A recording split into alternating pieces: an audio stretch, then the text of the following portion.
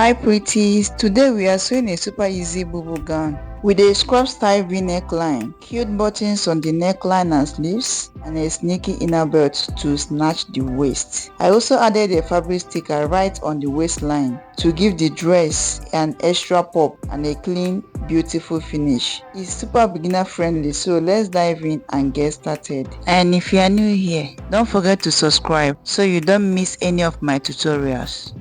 For this project, I used about 3 yards of crepe fabric, and I also added a little extra touch with a fabric sticker, which I will show you how I used later in this video, so make sure you watch till the end. I started by folding my fabric into 4 equal layers.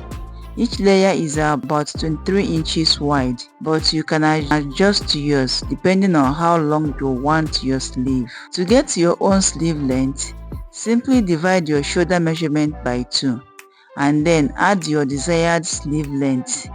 Whatever total you get, make sure the width of each layer is up to that, plus a little extra for allowance. I marked a start line at the top of the fabric. This is where all my vertical measurements will begin.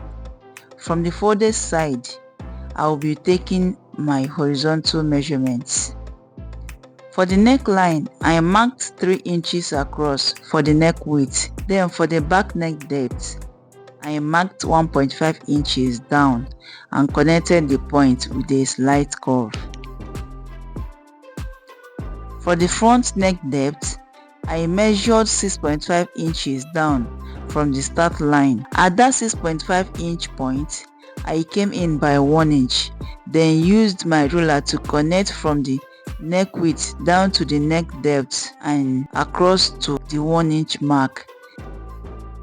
That gives me a sharp and neat V neckline. Now, moving on to the other side of the neckline, I marked 1.5 inches down for my shoulder slope. Then I connected it to meet the 3 inch neck width I marked earlier. This gives the shoulder a natural slant. From that 1.5 inch shoulder slope mark, I placed my tape and measured 12 inches down for my round sleeve opening. You can make yours 11 inches if you prefer a slightly tighter fit. Both works perfectly fine. Before going further, I checked to confirm that both sides of my fabric still measured 23 inches in width. It's important to keep both sides even. Once I confirmed that, I connected the lines straight down. On the 12 inch sleeve mark, I came inward by 1.5 inches. This helped shape the underarm area slightly. I then measured what was left after that inward curve, and I had about 21.5 inches remaining. I took note of that measurement for later. For the full length of the gown, I'm using the entire length of the fabric. I won't be cutting off any major parts. I only trim the excess later to make the hemline neat and even.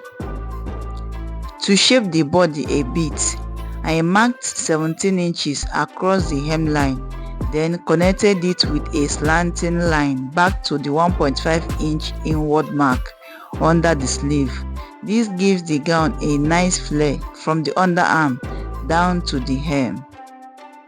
On the shoulder line, I added half an inch seam allowance. This will allow space when joining the shoulders later. I then cut through the back neckline, across the shoulder slope, and all the way down to the sleeve opening and hemline. At the underarm area, make sure to curve it slightly. It should be smooth, not pointy. That's exactly what I'm doing here, to give it a clean shape.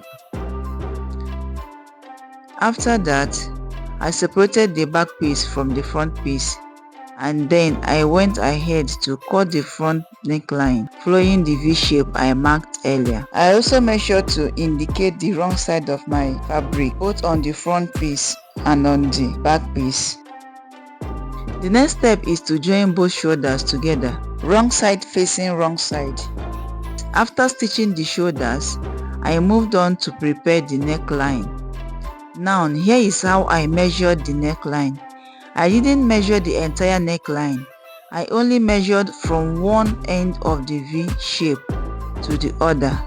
That means I started from the point where the 6.5 inch front neck depth ends, went all the way around the neck and stopped at the other side of the V. I didn't include the sharp middle part of the V where I went in by 1 inch, which is now 2 inches. Now that the neckline is open, that small section measures about 2 inches on its own.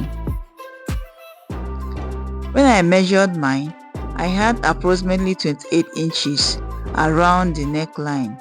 So I cut out a strip of fabric that was 32 inches long and 5 inches wide, and I notched the center.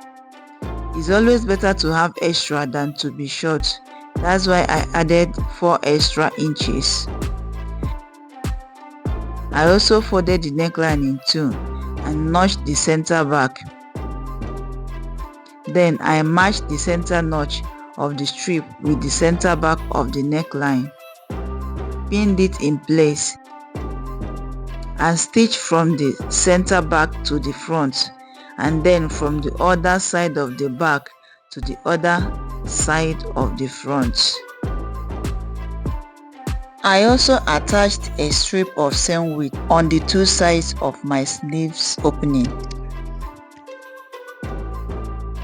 After stitching, here is what I have. While sewing, I went slightly deeper by half an inch on both sides of the front neckline to help it lay flat. Next, I carefully notched from the point where the neckline ends to the half-inch part where I overstitched. I did this on both sides of the neckline. This will help the neckline sit flat and smooth when turned. After making my notches, I went ahead to overlap the two sides of the neckline strip slightly. Then I pushed the whole strip inward to the back side of the fabric. Once you notch properly, you will notice there is a tiny space or bulge at the tip of the front V. That's normal.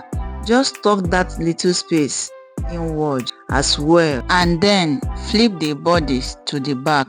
After turning it to the back, I pinned everything down neatly to keep it in place. Then I stitched to secure it tightly. And if you are enjoying this video, please give it a thumbs up.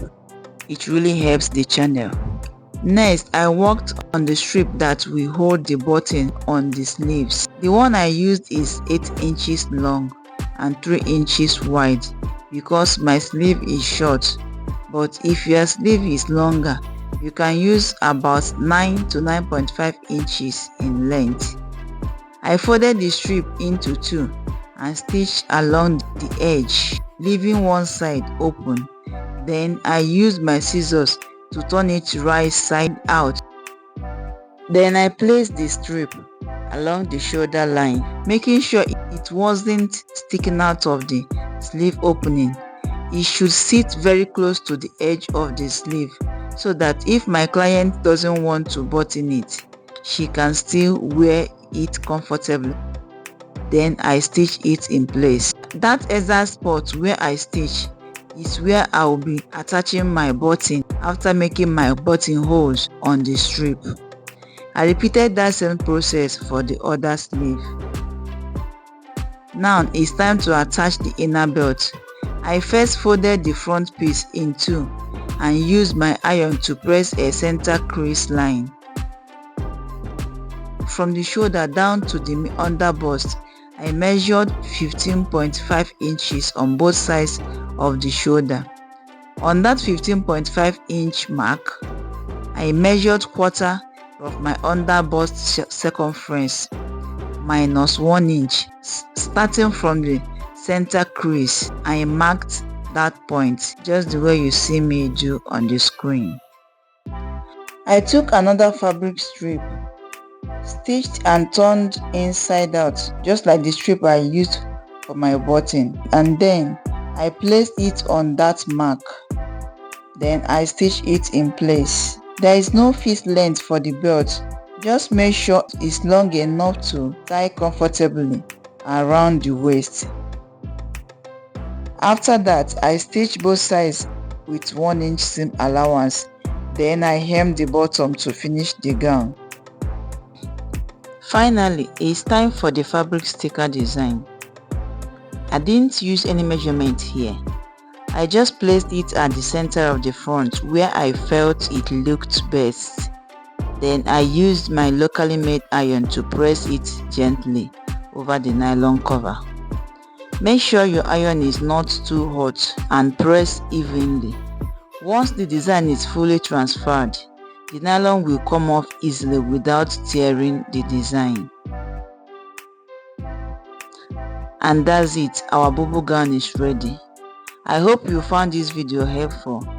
Don't forget to like, share and comment below.